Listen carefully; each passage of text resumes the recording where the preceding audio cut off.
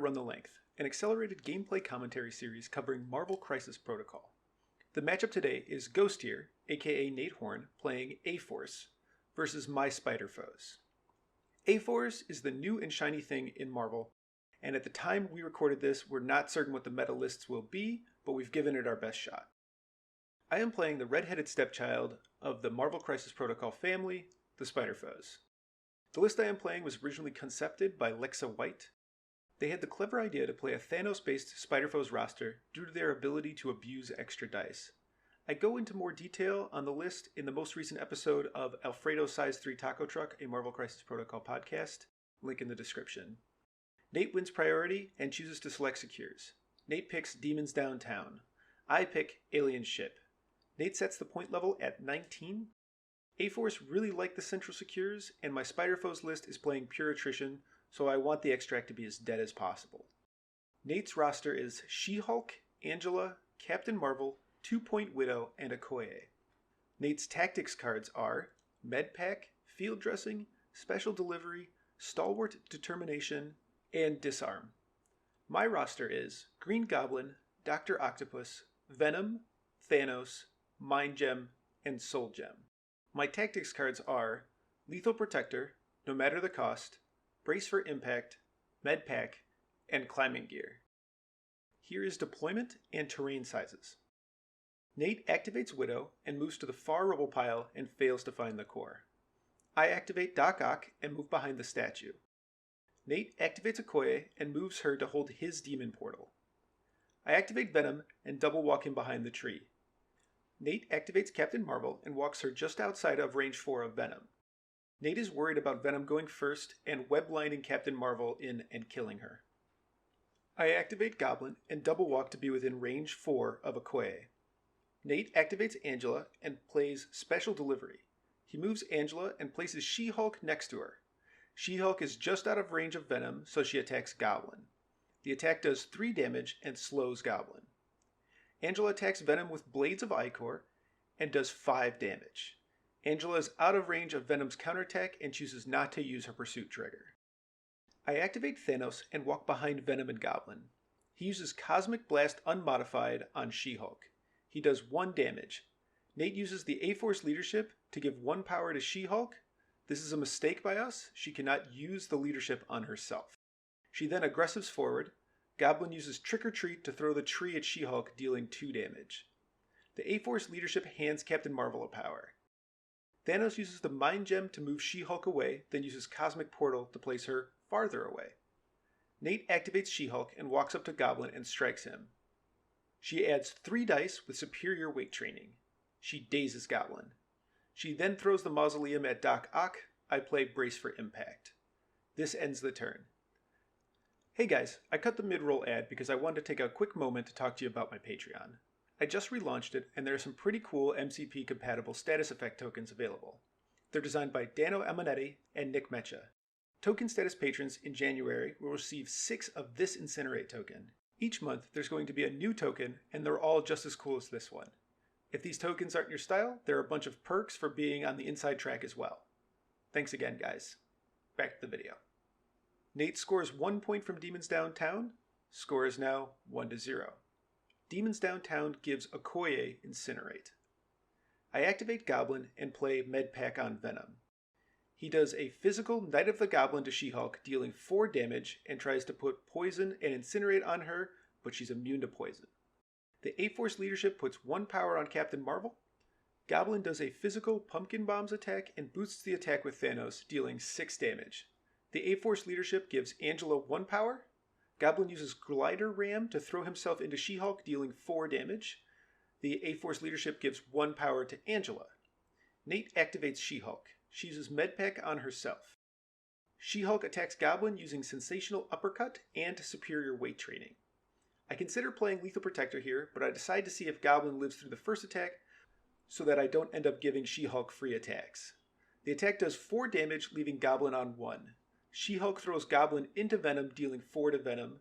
She-Hulk attacks Venom with the defense rests, dazing Venom. Okay, definitely think I should have jumped Venom to protect Goblin. I activate Doc Ock and strike She-Hulk, boosting the attack with Thanos. The attack does 4 damage.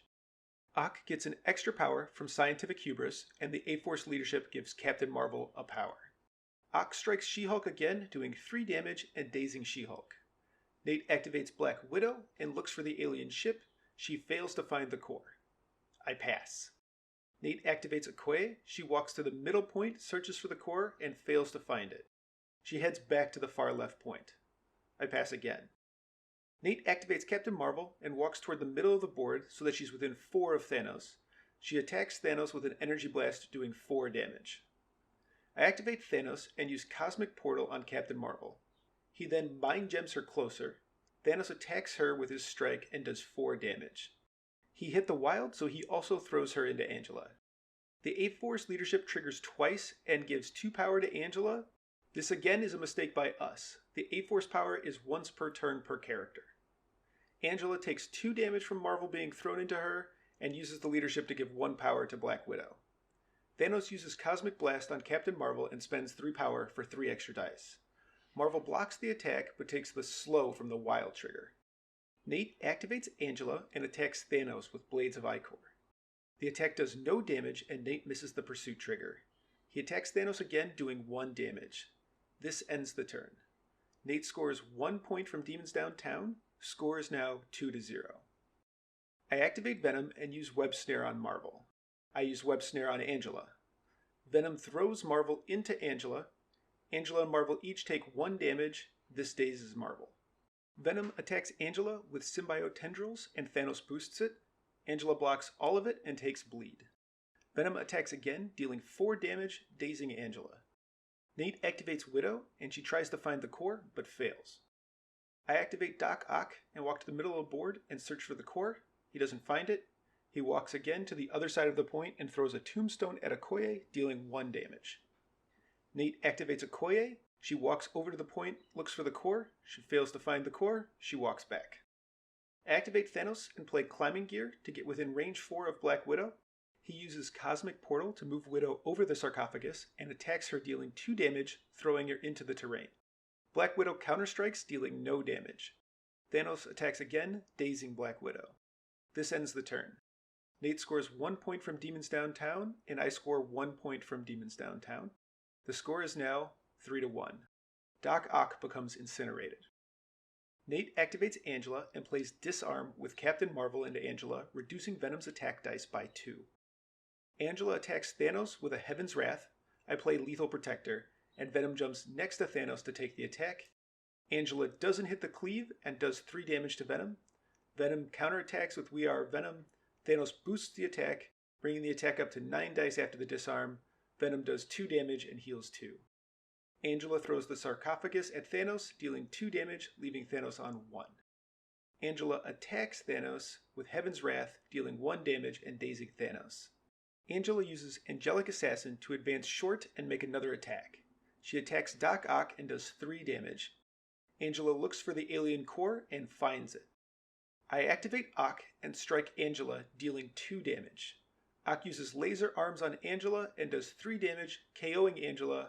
He picks up the core. Ock spends 3 power to throw Marvel into Thanos, dealing 1 damage to her. Nate activates Captain Marvel and throws Venom. He lands in such a way that he's within 4, so Marvel can still blast him, but out of 3, so he can't counterattack. She goes into binary form and blasts Venom, dealing 3 damage. She attacks again, KOing Venom. Nate activates Okoye and blasts Ock for 1 damage. She hits him again and dazes him. He drops the core, but Okoye isn't in range to pick it up. Nate activates Widow, double walks over to the core, and picks it up. She takes a damage for not making an attack and holding the core. This ends the turn. Nate scores 1 from Demons Downtown and 2 for holding the core. The score is now 6-1. Demons Downtown puts Incinerate back on Ock. I activate Doc Ock and strike Widow with Thanos, boosting the attack. He does 2 damage. She counterstrikes Ock for 2 damage. Ock uses laser arms to attack Widow and KOs her. Ock picks up the core. Ock throws Okoye out of range 4 of himself and hopes to prevent the double tap. I think I played this activation poorly. Probably should have killed Widow with the throw and tried to put damage on Marvel or run away with my last action. Nate activates Marvel. She turns on binary form and shoots Doc Ock, dealing 3 damage to him. This leaves Ock on 1 health. Nate is worried that if he attacks Ock again and kills him, he won't be able to pick up the core, and I will just camp it on Thanos. So he strikes Thanos, dealing 3 damage. He throws Thanos away with the action. I activate Thanos, who can't get to Okoye, so I just hope that Okoye's 1 attack doesn't kill Doc Ock. Thanos uses the Mind Gem to move Marvel to him. He strikes her. He hits the Wild, throwing her into the mausoleum, and does another 2 damage. He strikes again, dazing her. Nate activates Okoye and walks up to Ock.